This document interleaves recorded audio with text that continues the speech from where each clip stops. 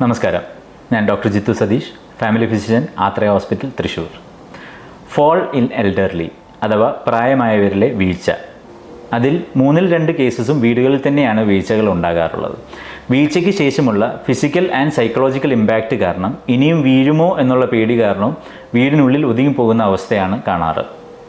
പ്രായമായവരിലെ fall and risk assessment പ്രകാരം western സ്റ്റഡീസിൽ age increase ചെയ്യുന്നതനുസരിച്ച് വീഴുവാനുള്ള chances കൂടുതലാണ്. 65 വയസ്സിന് മുകളിലുള്ളവരിൽ 30 മുതൽ 40%, 80 വയസ്സിന് മുകളിലുള്ളവരിൽ 50% മുകളിലും ചാൻസസ് ആണ് റിസ്ക് ഓഫ് ഫോൾ. ഇന്ത്യയിൽ 65 വയസ്സിന് മുകളിലുള്ളവരിൽ 14 മുതൽ 53% വരെയാണ് ഇൻസിഡൻസ് ഓഫ് ഫോൾ. അതിൽ തന്നെ 30 മുതൽ 50% ആളുകളിൽ മൈനർ ഇഞ്ചറീസും 10% ആളുകളിൽ ഫ്രാക്ചർ, ഹെഡ് ഇഞ്ചറി പോലെയുള്ള മേജർ ഇഞ്ചറീസും കണ്ടുവരാറുണ്ട്.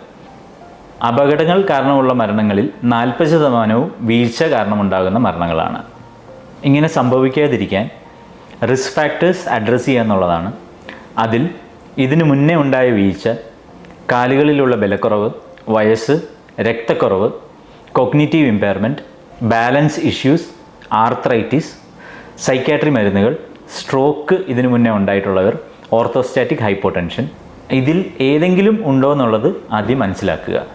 അതിനുവേണ്ടി ഏറ്റവും പ്രധാനമായിട്ടുള്ളത് ഫ്രീക്വൻറ്റ് ഡോക്ടർ വിസിറ്റും medicine റിവ്യൂസുമാണ്.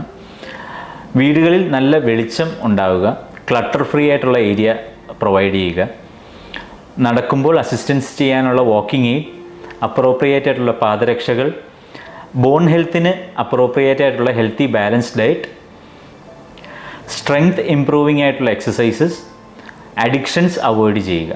Better seek help at the right time. Thank U.